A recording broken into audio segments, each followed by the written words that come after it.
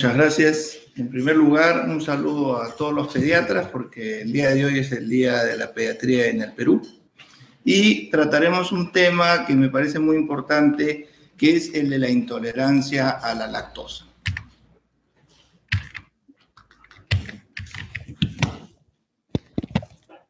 La pregunta es si es que ustedes consideran si la intolerancia a la lactosa es un problema en el Perú. Podemos discutirlo después de la ponencia. Entonces, trataremos los siguientes puntos que se encuentran en esta agenda en los siguientes minutos. Para empezar, debemos recordar que la lactosa es el carbohidrato principal de la dieta de todos los neonatos mamíferos. Y si recuerdan sus clases de química orgánica, recordarán que está compuesta por la glucosa y la galactosa. La lactosa es sintetizada solo en la glándula mamaria a través de una enzima, la lactosa sintetasa. Por eso aquellos que hablan de la leche de soya, leche de almendras o leche de coco simplemente están equivocados, porque el requisito para que un producto sea considerado leche es que debe contener lactosa y que debe ser producida por un mamífero. Algo interesante es que la concentración varía de especie en especie. Las especies que necesitan un alto contenido calórico, por ejemplo, aquellos mamíferos que viven en los polos donde hay mucho frío, probablemente tengan una concentración muy baja. Pero en otros mamíferos, por ejemplo, el ser humano, la concentración es bastante alta. Y lo más importante es que para su utilización se requiere una enzima que es la lactasa o la llamada lactasa floricina hidrolasa. En teoría, los seres humanos solo deberíamos tomar la leche de nuestras mamás. Sin embargo, hemos aprovechado la leche de otros animales para seguir alimentándonos. Y entonces la primera pregunta que surge es si realmente necesitamos de esta leche que no es de nuestra mamá. Obviamente que la leche como tal tiene ciertas ventajas. En primer lugar, es la principal fuente de calcio de la dieta. Es un importante recurso de vitaminas y tiene proteínas de un alto valor biológico, relativamente económica esta proteína y de amplia distribución. Y yo agregaría de que es rica, puesto cuando uno no tiene problemas para tomarla. Sin embargo, también tiene desventajas. Tiene un alto contenido de lactosa, grasa saturada y colesterol. Es perecedera y contaminable. Requerimos de métodos especiales para conservarla. Algunos grupos vegetarianos la asocian con enfermedades como diabetes, obesidad. Sin embargo, eso se ha demostrado que no necesariamente es cierto. Pero lo que sí se ha demostrado es que en niños pequeños, menores de 1 año, el consumo de leche entera de vaca puede producir sangrado gastrointestinal y por lo tanto anemia. Y más recientemente se puede relacionar con la alergia a la proteína de leche de vaca. Tenemos datos de hace mucho tiempo en relación al estudio de la intolerancia a la lactosa en el Perú. Es un estudio del doctor Germán Garrido Klinge, miren, del año 72, donde él hace una observación en 74 pacientes adultos, en 800 historias clínicas, encontró 74 pacientes adultos, es decir, un 56% que tenían intolerancia a la lactosa. Más recientemente, publicaciones en la prensa, pero no tenemos estudios de alguna manera científicos, calculan que unos 8 millones de peruanos sufren de intolerancia a la lactosa. Sabemos que a nivel mundial el 70% de la población tiene este problema. Uno de los problemas son las definiciones. Algunos hablan de intolerancia a la lactosa, otros hablan de alergia a la lactosa, intolerancia a la leche, intolerancia o alergia a la proteína de leche de vaca, que causan confusión y también en algunos casos problemas en relación a lo que es el diagnóstico y el manejo. Entonces, lo primero vamos a definir lo que es una malabsorción y una intolerancia a la lactosa. Intolerancia se refiere al síndrome clínico luego de la ingesta de leche o alimentos que contengan lactosa en este caso. Y una mala absorción es simplemente la presencia de lactosa en heces sin síntomas. Es decir, el paciente no tiene ningún síntoma y se hace un examen, por ejemplo, de sustancias reductoras y aparecen positivas. En realidad, algunos hablan más de mala absorción, mala digestión. En otras palabras, para que tenga un sentido práctico, si el paciente no tiene síntomas, no tiene intolerancia, en este caso, a la lactosa. La clasificación de la intolerancia a la lactosa puede ser primaria y secundaria.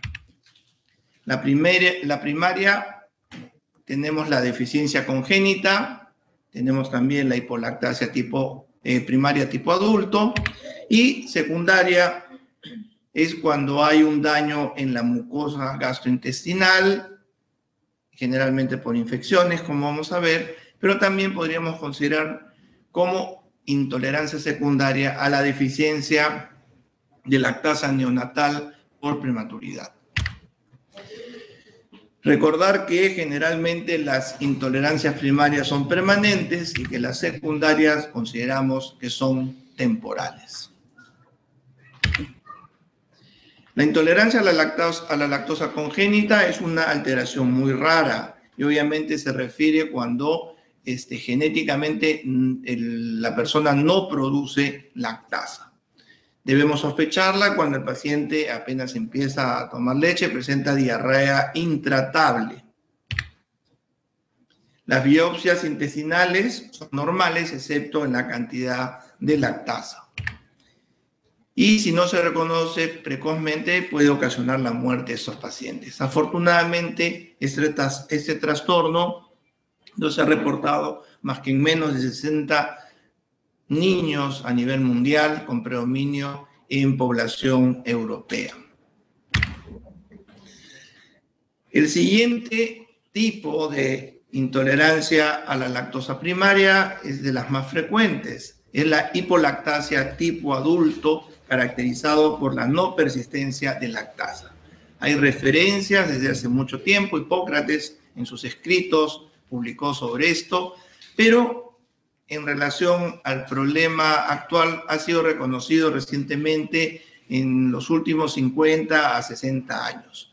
Como mencioné anteriormente, se calcula que el 70% de la población mundial tiene este problema y que varía de acuerdo al origen étnico. Como ustedes pueden apreciar en esta gráfica, los grupos más que presentan menos problemas son los del norte de Europa, pero que los asiáticos y los indios de origen americano pueden llegar hasta 100% de los casos. Un caso especial es el de los judíos apellidados Eskenazi, en donde hay una altísima prevalencia de esta condición o problema. Y en el otro lado podemos ver las diferencias en la edad de aparición. Generalmente es alrededor de los 5 años o 4 en promedio, pero observen, en la India puede ser entre los 7 y 18 meses, y en Tailandia, en algunos casos, puede empezar ese problema antes del año de edad. En relación a la intolerancia secundaria, podríamos considerar que en niños es la más frecuente por las infecciones gastrointestinales. La Giardia, por ejemplo, el rotavirus, producen, sobre todo el rotavirus, un daño a nivel de la velocidad intestinal, la lactasa es eliminada y por lo tanto estos niños pueden presentar intolerancia a la lactosa secundaria. Pacientes con diarrea y deshidratación sin shock pueden continuar recibiendo leche sin problemas. ¿Por qué? Porque el daño en esas vellosidades no es total y, como ustedes recuerdan, tenemos muchas vellosidades y no todas son afectadas. Sin embargo, si es un niño muy pequeño, malnutrido, deberíamos ser conscientes de que a lo mejor se requiere algún otro tipo de intervención, una leche sin lactosa, o tratarlo de otra manera, como vamos a ver más adelante. Dentro de los patógenos ya los mencioné, además el Cryptosporidium también pueden producir intolerancia a la lactosa. Y también considerar no infecciones que pueden alterar el tracto gastrointestinal, como la enfermedad celíaca, recuerden que produce un aplanamiento de las vellosidades, pero también otro tipo de enteropatías o enfermedad de Crohn. Y la pregunta es si es temporal. Bueno, en el caso de la enfermedad celíaca y Crohn y algunas enteropatías congénitas, probablemente no, pero en términos generales pasa la infección, se recupera el epitelio y estos pacientes podrían volver a tolerar la lactosa. El otro punto se refiere a la llamada deficiencia de lactasa neonatal. En este caso es deficiencia de lactasa por inmadurez y se debe principalmente a que es en los últimos 3 meses del embarazo en donde se produce la mayor cantidad de lactasa. Y por lo tanto, en niños menores de 34 semanas se produce una deficiencia funcional y puede producir síntomas. Hay beneficios relativos en la restricción de lactosa y, a diferencia del caso de la congénita, no hay efectos deleterios por continuar con la lactancia. ¿Qué hay de la genética? Bueno, ya se ha descubierto que el gen humano que codifica la lactasa está localizado en el brazo largo del cromosoma DOS 2q2122 y la regulación es transcripcional. Y lo más importante es que el tipo salvaje se caracteriza por la no persistencia de lactasa. Ustedes pueden observar en este gráfico donde los mamíferos que no son humanos, a partir del momento en que empiezan a tener la introducción de otros alimentos, la producción de lactasa, podemos ver aquí, cae rápidamente. En los seres humanos, esto empieza a decaer a partir de los 5 a 7 años, ya dijimos, de acuerdo a las razas puede variar, pero hay un grupo de seres humanos que pueden continuar produciendo la lactasa y por lo tanto seguir tolerándola. ¿Por qué es que estas personas pueden de alguna manera seguir tolerando la lactosa? Es que ya se ha descubierto que hay 2 polimorfismos de nucleótidos simples en el gen de la lactasa que se han asociado a la persistencia de este producto. Se debe principalmente a que hace muchos años, algunos dicen que como 5.000 años, un grupo de seres humanos que se alimentaban, que eran ganaderos obviamente, y que se alimentaban predominantemente de productos lácteos, hicieron como esta mutación o polimorfismo y a partir de ahí, gracias a eso, siguen produciendo lactasa y por lo tanto ellos pueden seguir tolerando la leche. Se han descubierto 2 polimorfismos que se encuentran aquí abajo. Lo normal es que uno sea intolerante, pero en los polimorfismos en lugar de 2 citocinas se encuentran 2 bases de tiamina y por eso persiste la persistencia de la actividad lactasa y considerarla como un mutante. Entonces, el 70% de la población es normal e intolerante, pero hay un grupo alto, un 20%, que puede tener este polimorfismo y continuar tolerando la lactosa. Entonces, las personas tolerantes a la lactosa son lecheras, obviamente, porque pueden seguir tolerando y consumiendo productos lácteos. Sin embargo, podríamos considerarlo en cierta forma que son mutantes. ¿Qué hay de la fisiopatología? Obviamente que muchos de los síntomas se refieren a que la lactosa no absorbida va a aumentar la peristalsis, una disminución de la absorción. Esta lactosa va a llegar, eso va a producir una carga osmótica, va a llegar al colon y va a producir fermentación por las bacterias de la microbiota intestinal. Y los síntomas que normalmente se relacionan son las náuseas, los vómitos, dolor abdominal, flatulencia y diarrea. Pero algo que a algunas personas les puede llamar la atención es que hay otros síntomas no gastrointestinales relacionados a la intolerancia a la lactosa y se encuentran en este cuadro. Observen ustedes, dolor de cabeza, pérdida de concentración, cansancio severo, dolores musculares, de articulaciones, arritmias cardíacas, úlceras en la boca, incremento de la frecuencia de la orina y problemas, dolor en la garganta, pueden relacionarse con la lactosa y muchas veces son desconocidos y solo lo consideramos los problemas gastrointestinales como síntomas relacionados a la lactosa. Estos síntomas ya se ha calculado que se producen cuando uno ingiere 12 gramos de lactosa como mínimo, y eso es lo que hay en el contenido de un vaso de leche de 250 mililitros. Menores cantidades en algunas personas pueden ser toleradas, pero hay otras que sobrepasando los 24 también pudieran tener síntomas. ¿Qué hay sobre la digestión de lactosa, calcio y osteoporosis? Este es el gran problema en relación a lo que es o no el uso de este producto. La leche y productos lácteos aportan el 73% del calcio de la dieta en Estados Unidos. La mala digestión de lactosa se asocia con menores ingestas de calcio y por lo tanto mayor osteoporosis. Y recuerden ustedes que la lactosa promueve la absorción de calcio. Sin embargo, hay datos interesantes, por ejemplo, en Japón. Ellos no consumen productos lácteos porque son intolerantes. Y la tasa de osteoporosis es menor que la de Estados Unidos, que consumen productos lácteos. Es decir, es un tema controversial si es que es necesario el consumo de la leche y sus derivados para tener un adecuado nivel de calcio y evitar la osteoporosis.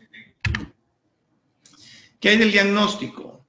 Bueno, en cuanto al diagnóstico, obviamente la historia clínica es muy importante. En algunos casos la restricción en la dieta pudiera ser útil, no siempre, podemos comentar eso más adelante, pero tenemos diferentes pruebas para lo que es el diagnóstico de una intolerancia a la lactosa. En relación a antes de pasar al coprológico funcional, las restricciones dietéticas para el diagnóstico tienen un valor relativo, porque como vamos a ver, hay productos que pudieran tener lactosa oculta. Hay ciertas leches deslactosadas que tienen pequeñas cantidades de lactosa. Es decir, si es que se suspende la leche, no necesariamente estamos suprimiendo la lactosa y por tanto ese diagnóstico por restricción podría tener falsos negativos.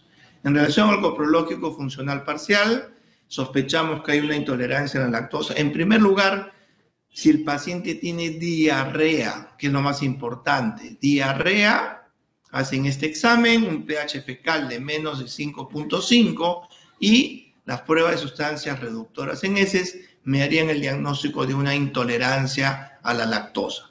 Sin embargo, hay muchos pediatras que un niño que tiene cólico, que tiene deposiciones normales, le piden un coprológico funcional y aparecen sustancias reductoras positivas en heces, ¿correcto? Eso deben ustedes tener cuidado, porque si no tiene diarrea y aparece lactosa en la deposición de estos niños, es mala absorción o mala digestión. Y se produce porque la leche materna tiene más lactosa que las fórmulas. Y por eso es que las deposiciones de los niños pequeños alimentados con lactancia materna exclusiva son más frecuentes y más sueltas. Las pruebas que se utilizan para lo que es el diagnóstico de la tolerancia a la lactosa, tenemos dos principales. Una es indirecta, es la que se hace mediante la medición de la glicemia, es una prueba en sangre. Se toma una muestra en ayunas, se mide la glucosa y después se le da lactosa, ahí dice 2 gramos, un máximo de 50, y después cada media hora se empieza a tomar muestras de glucosa. Si mi paciente es tolerante a la lactosa, lo que va a ocurrir es que va a desdoblarla en glucosa y galactosa y por lo tanto vamos a ver un aumento en la glicemia.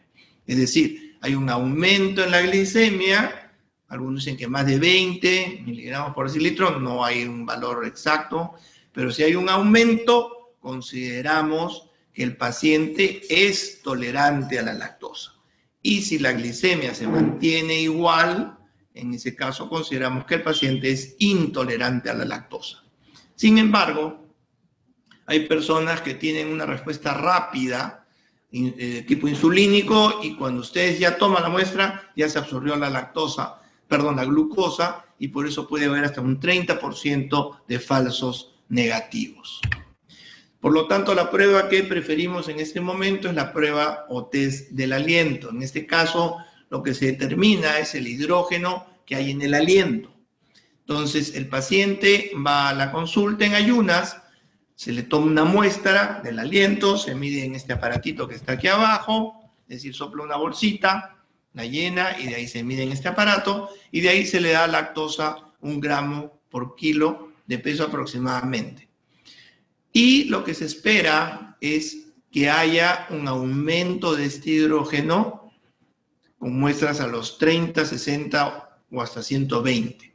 La prueba tiene una alta especificidad, una sensibilidad más o menos buena. También puede haber falsos negativos y falsos positivos, por lo que se encuentra ahí, sobre todo falsos positivos por síndrome intestino contaminado o sobrecrecimiento bacteriano. Y lo que vemos es estas curvas en donde en el análisis del aire expirado, en este caso consideramos que la prueba es negativa, porque sobre el basal no sobrepasó los 20. Pero en este caso, cuando hay este aumento de más de 20 partes por millón, consideramos que el paciente es intolerante. Sin embargo, desde mi punto de vista, lo más práctico sería si es que durante la prueba el paciente presentó síntomas o no. Si presentó dolor, náuseas, vómitos o diarrea, así la curva sea plana, consideramos que el paciente es intolerante a la lactosa. Hay pruebas más sofisticadas, hay un test de aliento para carbono 13 de lactosa, tiene mejor especificidad y sensibilidad, pero en nuestro medio no lo tenemos porque la implementación es complicada. Y más complicada aún la determinación enzimática, o sea, habría que sacar muestras del duodeno y hacer de alguna manera las pruebas con los reactivos. Recuerden esas pruebas de laboratorio que hacíamos con ratoncitos, etcétera, se haría una réplica, pero como dije, es una prueba invasiva. Más recientemente hay otra prueba que es la de galactosillosa, pero no es muy popular todavía. Parece que los resultados no son los mejores. Por otro lado, tenemos la prueba genética, es decir, nosotros podríamos solicitar y determinar el gen defectuoso para la codificación de lactasa. Tiene una sensibilidad de 93% y una especificidad de 100%. Todas las pruebas genéticas en realidad lo que nos dicen es susceptibilidad, es decir, tiene el gen y en cualquier momento pueden desarrollar la intolerancia, pero hay muchas personas que nunca se dieron cuenta porque no consumían productos lácteos o, en todo caso, no era parte de su dieta habitual. ¿Qué hay del tratamiento? El tratamiento, obviamente, el paciente intolerante debe restringir la lactosa. La intolerancia a la lactosa tiene grados. Muy rara vez va a ser severa, que requiera la suspensión total de lácteos, de lactosa. También podremos utilizar fórmulas sin lactosa, consumo con otros alimentos, enzimas, lactasa o modificar la flora intestinal. En relación a la restricción de lactosa, debemos recordar que cuál es el contenido de lactosa y calcio en muchos productos. Y ustedes pueden ver aquí, por ejemplo, que los quesos tienen una buena cantidad de calcio y poca cantidad de lactosa, ¿no? A diferencia de las leches y, bueno, el yogur, que también tiene una buena cantidad de calcio, pero todavía tiene algo de lactosa. Pero también recordar lo que conocemos como lactosa oculta. Estos productos, si son consumidos inadvertidamente junto con un producto lácteo, pueden sumar y al sumar pueden tener problemas y síntomas porque se va acumulando la cantidad de lactosa en la dieta. Es muy importante que las personas conozcan su límite. Por ejemplo, yo soy intolerante a la lactosa. Me como 3 pedazos de pizza y no pasa nada, pero en el cuarto me comienza o a dar diarrea y dolor abdominal. Entonces, si quieren seguir comiendo, entonces en ese caso deberían buscar la suplementación probablemente con la lactasa. ¿Qué hay de las fórmulas sin lactosa? Una cosa son fórmulas sin lactosa y otra cosa son leche deslactosada o leche sin lactosa. Las fórmulas sin lactosa son diseñadas para niños pequeños que tienen sobre todo diarrea, tienen una composición adecuada y en ese caso se ha reemplazado la lactosa por otro azúcar. Pero tengan cuidado cuando utilicen, sobre todo en niños, las llamadas leches deslactosadas. Verifiquen porque la mayoría de estas leches además son desgrasadas, o sea, son leche light y desde el punto de vista nutricional puede que no sean lo mejor para niños. Para nosotros los adultos no hay problema, pero para niños en algunos casos pudieran haber problemas. ¿Por qué se recomienda el consumo de leche con otros alimentos? Porque eso ayuda a que se tolere mejor. Al mezclarlo con otro alimento, el tránsito se hace más lento, va a haber una menor fermentación y bueno, hay ventajas en cuanto a lo que es energía, grasa y otros compuestos adicionales como el chocolate pueden contribuir a esto. Más recientemente tenemos algunos artículos sobre el uso de estos prebióticos o probióticos para lo que es la tolerancia a la lactosa. Tenemos en relación a las beta-galactosidasas, aquí abajo obtenidas del Aspergillus, dicen puede ser una medida favorable en el tratamiento dietético de niños con deficiente actividad de lactasa. Eso es algo que se conoce a raíz de el estudio de la microbiota intestinal. Sabemos que esta microbiota puede tener funciones compensatorias y es por eso que a raíz de todos los avances que tenemos podemos encontrar información en este tiempo sobre el uso de probióticos. Este es otro, como dice aquí, el uso aumenta la digestión de lactosa y síntomas con una sustancia que ayuda para eso, ¿no? En conclusión, la intolerancia a la lactosa es una condición presente en la mayoría de los adultos por no persistencia de lactasa. Hay un grupo de personas con polimorfismo que pueden seguir produciendo lactasa, que son lecheras, como siempre digo. Pueden iniciar su manifestación en niños y va a depender básicamente de su raza. Dolor abdominal, diarrea y flatulencia son las manifestaciones clásicas, pero pueden haber otras, como hemos mencionado. La aproximación diagnóstica es clínica, pero es recomendable comprobarla por una prueba de hidrógeno expirado. Existen otras pruebas, pero son invasivas, de difícil implementación y costosas.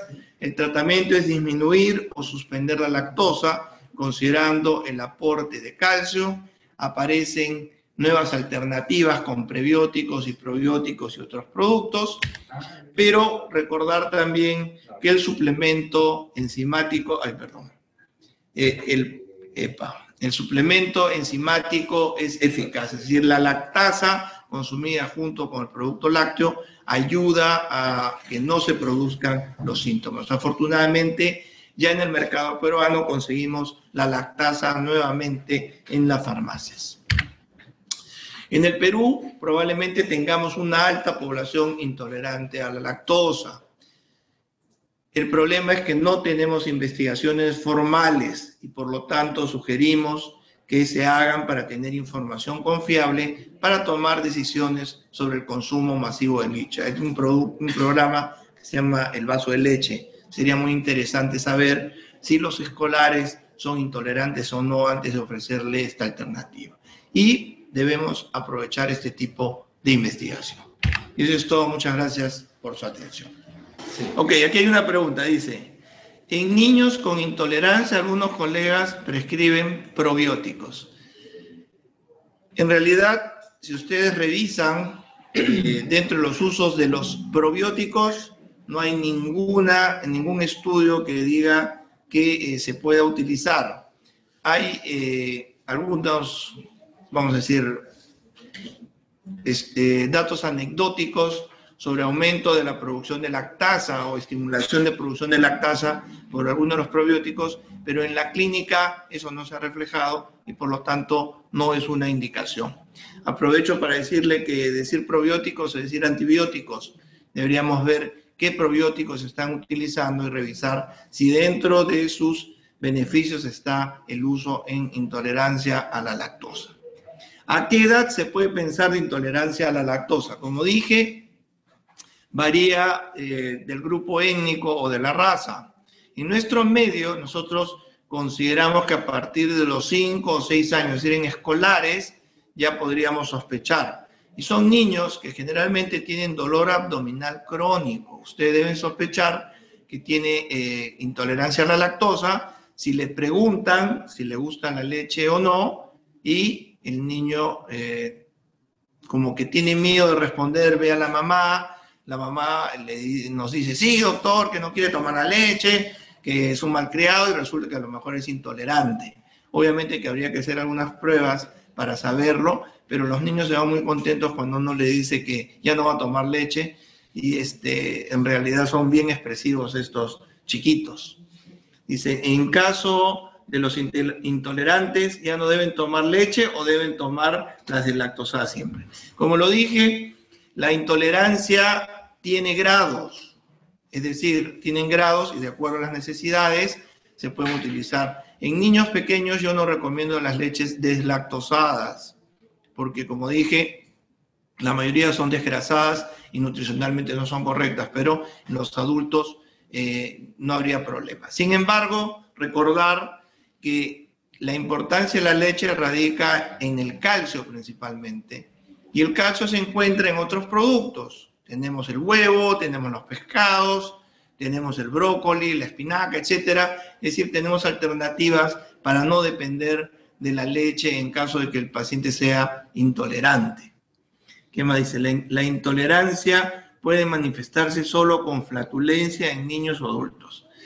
Uno de las manifestaciones clínicas es la flatulencia. Si es el único síntoma, la pregunta, o sea, no tiene respuesta. O sea, puede ser la única manifestación, así como puede ser solo diarrea, puede ser solo dolor o una combinación de ellos.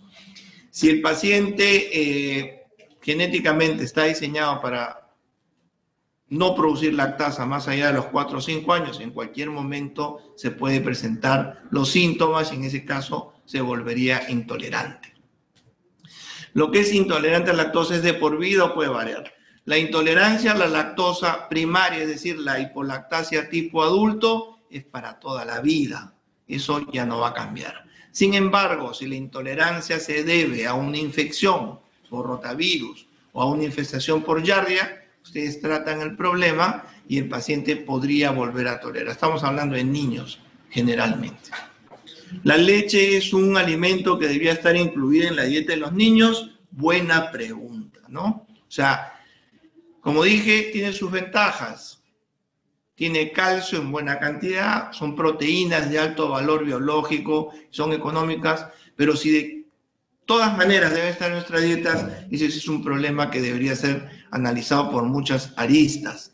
Si produce más problemas que beneficios y tenemos alternativas para reemplazarla, en realidad no tendríamos por qué. Eso de que los 3 vasos de leche al día, bueno, eso es más marketing que otra cosa, ¿no? Eso sí es cierto. Como digo, poblaciones del Japón no toman leche porque son intolerantes, pero consumen mucho pescado dentro de la dieta del Japón, y eso hace de que la osteoporosis, como dije, sea menor que en Estados Unidos incluso, en donde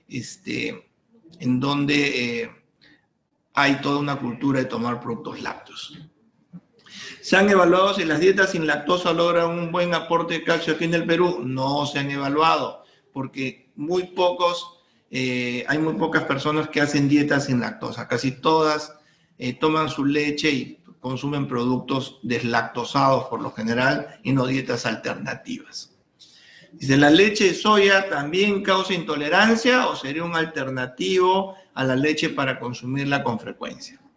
Para comenzar dijimos que no deberíamos hablar de leche de soya porque en realidad no es leche. porque solamente las leches se producen por la síntesis de lactosa, y en este caso la leche no tiene lactosa. En segundo lugar, ¿de qué leche de soya estamos hablando?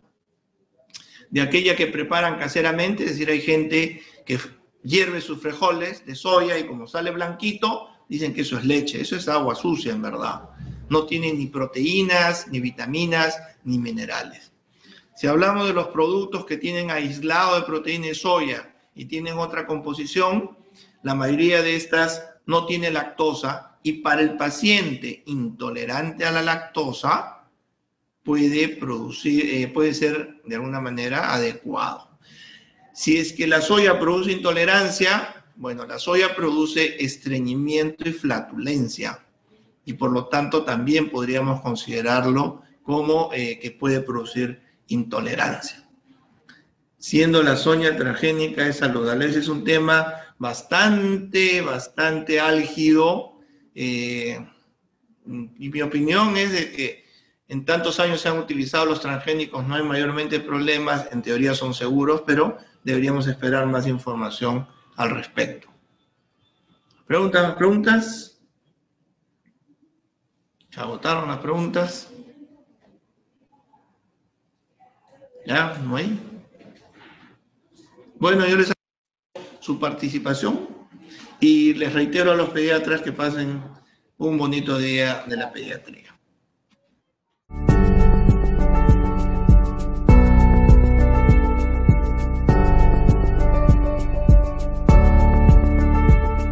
Gobierno del Perú. El Perú primero.